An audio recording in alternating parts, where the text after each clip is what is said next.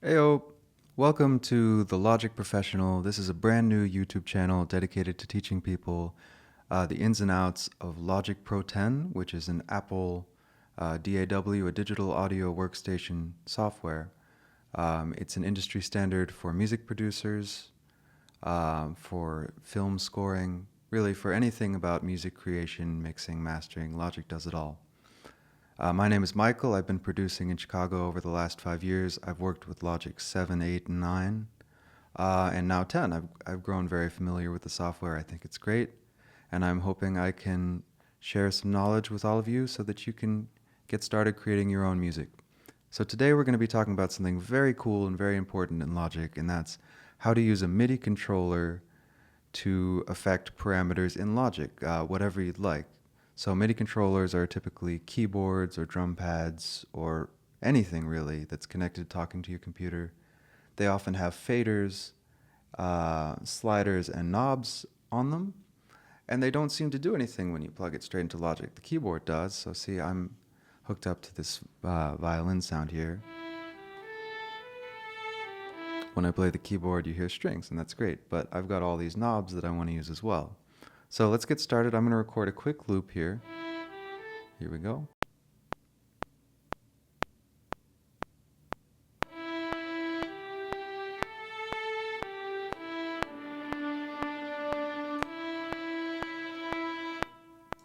Short and sweet, nice and simple, right? Okay. So here's what that sounds like.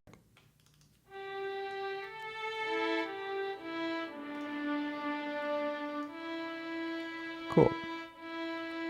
Now I'm going to put an effect on it. So the channel strip down here on the left, I'm going to turn on something called tremolo, which is going to give it this chopped up sound. And I'm going to set it how I like it.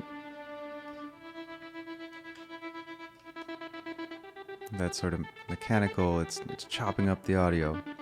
So now what we want to do is set one of the knobs on my MIDI keyboard to affect a parameter in Logic. In this case, we're going to use it to affect the depth in the tremolo.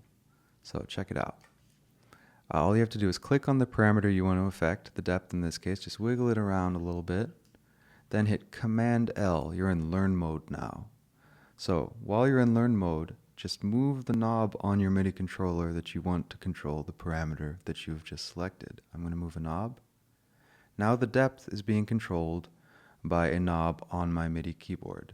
And when you save a project, it will remember these messages. So it's learned that. Now just close out this learning box. Now as the loop plays, you can control the depth in real time. Really cool, really useful. And like I mentioned, you can use this for any effect, any parameter in Logic within a virtual instrument or a channel strip plugin. You can even use it to control faders in the mixer. So I'm going to show you, I'm going to connect another parameter, the rate, to my keyboard as well to a different knob. So I'm going to go back into learn mode. You hit Command L, click the parameter you want to affect, and turn the knob. So now the rate is locked into a different knob, and I can control both at the same time. Check it out.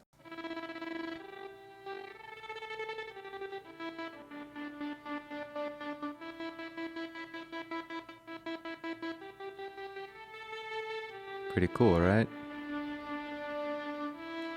Obviously, this is really useful if you're using Logic to perform live. Maybe you have a laptop on stage and a MIDI keyboard, but it's essential if you're making music to know how to do stuff like this, because sometimes you want to be able to manipulate automation of things in real time so that you can work creatively instead of just drawing in, which takes forever. So Logic has this great mode, automation mode. Usually you're in read mode for any channel strip. I'm going to go over to the mixer here. So this automation group it's in read right now, but I'm going to change it to write. Now whenever it's in write, you got to be careful with this. It even gives you a warning. Whenever it's in write, whenever you touch the parameter while the audio is playing, it will actually save that information for you. So I'm going to let this string loop play, and then I'm going to sort of jam out on these knobs on my keyboard real quick. So check it out.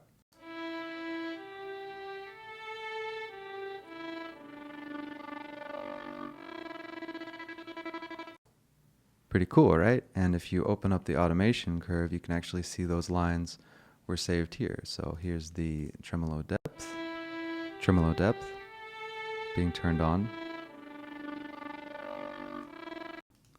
and the rate being manipulated.